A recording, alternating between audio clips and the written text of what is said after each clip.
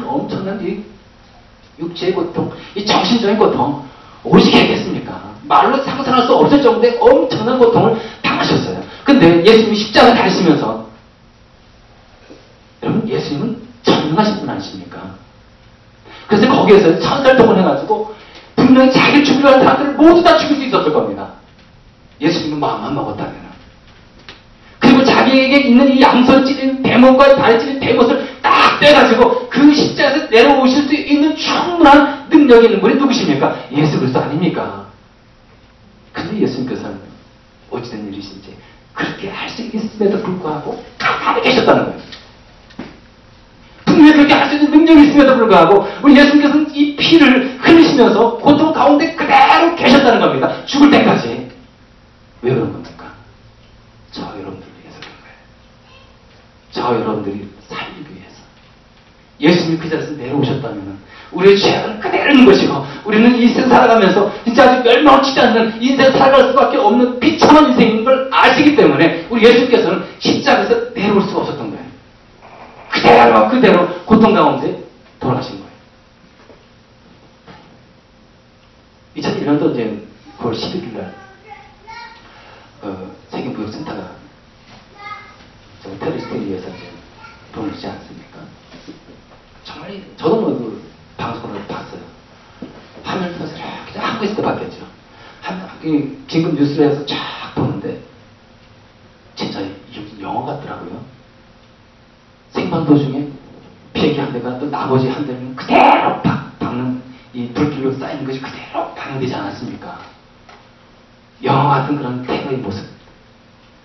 근데요, 여러분, 영화 같은 그런 테러가 있는가 하면은 영화 같은, 드라마 같은 그런 인질 구출 작품도 있습니다. 1976년도 6월 달에 어떤 일이 벌어졌냐면은 1976년도니까 제가 아마 고등학생 때입니다. 제가 기억이 좀 나요. 그때 아주 사고 같은 그 사건이 크게 나가지고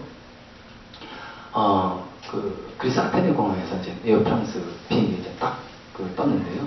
거기서 하이제킹을 당한 거예요. 근데 그 안에 누가 있었느냐? 유대인들이 102명 타고 있었습니다. 근데 아랍 테러리스트들이 이제 하이제킹 한 거죠. 그래가지고 어느 나라로 갔냐면 아프리카 우간다 있지 않습니까? 그때 당시 이디 아민이라고요. 유명하지 않습니까? 이디 아민. 그 이디 아민 독재자가 이제 그 나라의 독재자로 있었을 텐데 그 우간다의 수도 공항에 이제 강제 착륙을 하게 되죠. 인질을 그대로 가지고 이스라엘에서 발칵 뒤집힌 거죠. 그 당시 수상이 라빈 수상이라고요. 그래서 이제 내가 청도 좀 해가지고 그냥 그 비장 소집해가지고 이제 결정을 내렸는데 어떤 결정을 내렸느냐? 인질을 구출하라. 이 명령이 떨어진 거예요. 근데 그 특공대 대장으로 누가 선임됐냐면 요나단 네탄야후 대령. 얼마 전에 이스라엘 수상까지 냈죠. 이분이 대장으로 해가지고 특공대를 조직해가지고 엄격하게 진짜 아주 강한 훈련을 아주 이제 하고 나서요. 구출 작전을 하게 됩니다. 그 다음에 비행기 몇 대를 딱 대동하고요. 레이더망을 피하기 위해서 이 비행기를 이제 낮게 고도를 깔면서 우간다 이 공항에 쫙 착륙합니다. 밤에. 그러고 나서 이 훈련받은 대로 15분에서 20분 정도 걸친 작전이었습니다. 인질을 그냥 아주 번개같이 구출해가지고 보잉 그 비행기에 실어가지고 탈출한 겁니다. 유유하게. 물론 인질 3명이 죽고요. 그리고 이제 군인 1명이 전사를 했습니다. 그런데요, 이 엔테베 이 기습작전은요, 진짜 이 인류 역사상 이런 이 기습작전이 없었다고 아주 불후의 이 기습작전으로 남는 그런 이 구출작전이었다고 합니다. 그때 이제 이 네타냐후 대령이 인질을 다 구출하고 나서 기자들하고 이제 대화하는 과정 속에 기자가 이런 질문을 한 겁니다. 자, 대령은 인질을 구출하는 데 있어서 그 마음속에 어떤 마음을 가졌는지, 혹시 두려운 마음은 없었는지, 그 마음은 어디 있는지 한번 알려달라고 얘기를 한 겁니다. 이때 네탄야후 대령이요, 이 질문을 받고 이런 얘기를 했습니다. 나는 그때 우리의 구원을 간절히 기다리고 있는 그 사람들만 생각을 했고, 그리고 나는 정말 저들을 구출해야겠다는 이런 일념, 이런 생각밖에 아무런 생각이 없었습니다. 이런 얘기를 한 거예요. 그렇다면요, 우리 예수님은 어떤 분이십니까? 인류의 진짜 아주 그냥 이 구원의 대사사시적인 그런 이 드라마를 연출하신 분 아니십니까? 인류를 구원하고자 아주 그냥 엄청난 진짜 이 대가를 치르신 그 예수 그리스도. 그 수많은 사람들이 예수 그리스도를 믿고 구원 얻지 않았습니까? 우리도 마찬가지고요.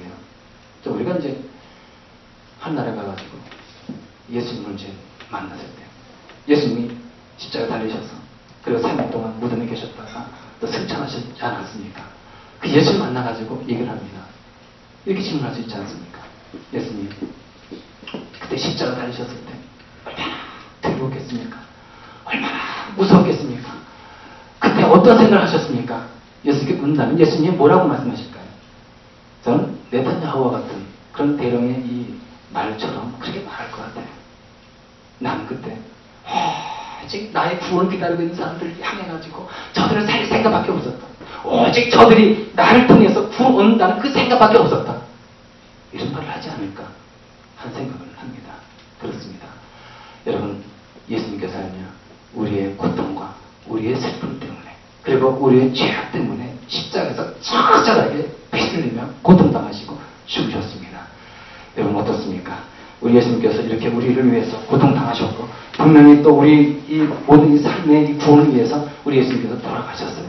그렇다면 우리가 갖고 있는 마음의 고통이 무엇입니까? 여러분들은 무엇 때문에 여러분들의 마음속에 슬픔이 가득합니까? 무엇으로 여러분들은 힘들어하고 있습니까? 여러분, 예수님께서는요, 여러분들이 갖고 있는 그 아픔과 고통, 그 힘든 문제를 위해서 십자가에서 달리셨다는 사실을 꼭 기억을 해야 합니다. 여러분, 혹시 여러분들의 마음의 이 슬픔과 아픔이 무엇입니까? 가정 문제입니까? 자녀 문제입니까? 아니면 진로 문제입니까? 아니면 여러분들이 갖고 있는 이런저런 이 인생의 문제입니까? 이것을 어떻게 되겠습니까? 십자가 앞에 갖다 놓으시기 바랍니다. 예수님께서는 우리의 죄만 위해서 십자가에 달리신 것이 아니에요.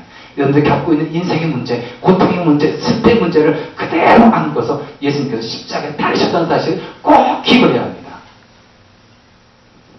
우리가 예수님 앞에 그 모든 문제를 내볼 때 우리 예수님께서는요, 여러분들의 문제를 안고서 그리고 여러분들의 이 아픔과 여러분들의 고통을 쓰다마 주시고 그리고 어루만져 주시고 치유해 주시는 겁니다.